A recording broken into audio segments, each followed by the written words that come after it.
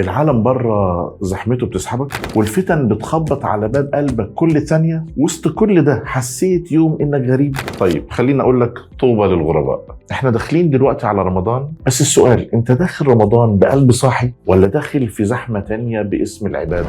وفي البرنامج بتاعنا بنقدم لك 30 حلقة و30 خطوة هتساعدك تتغير صح. برنامجنا مش كلام تحفيزي ولا دروس تقليدية، ده إعادة ضبط وتثبيت بوصلة ورحلة عودة للأصل.